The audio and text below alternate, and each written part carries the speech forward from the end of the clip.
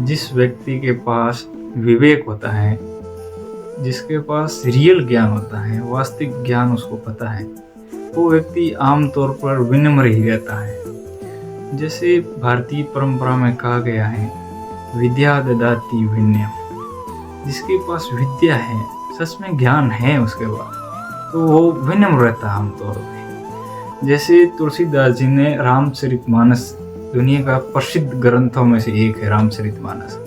रामचरितमानस लिखने के बाद तुलसीदास जी किसी ने पूछा कि आपके पास इतना बड़ा विवेक है, इतना बड़ा ग्रंथ लिखा है।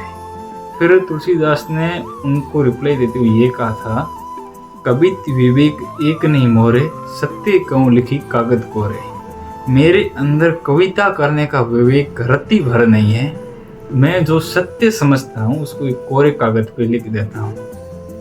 कवित विवेक एक नहीं मोरे, सत्य कहूँ लिखी कागज कोरे।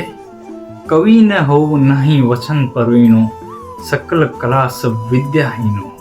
न तो मैं कवि हूँ, न मेरे अंदर भाषा की प्रवीणता है, न मेरे पास कोई कला है, न मेरे पास सकल, कुछ भी नहीं है। मैं जो सत्य को समझता हूँ वो मैं कोरे कागज पे लिख देता हूँ। इतना महान व्यक्ति इतना बड़ा रचना करने के बाद भी ये बोल रहा है कि मेरे अंदर कविता करने का विवेक रत्ती भर नहीं है।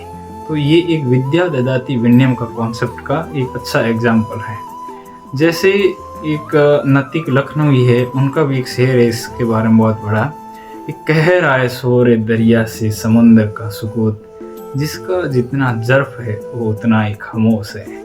नदियाँ, जो नदियाँ होती हैं उनकी गहराई आमतौर पे समुद्र से कम होती है, और जो नदियाँ चलती करती हैं तो बहुत उलटती हैं, पलटती है, उछलती है, वो करती है, उनकी गहराई कम है, और समुद्र की गहराई अधिक है। इसलिए जो जिसके पास जितना गहरा ज्ञान होता है वो आमतौर पर खामोश रहता है।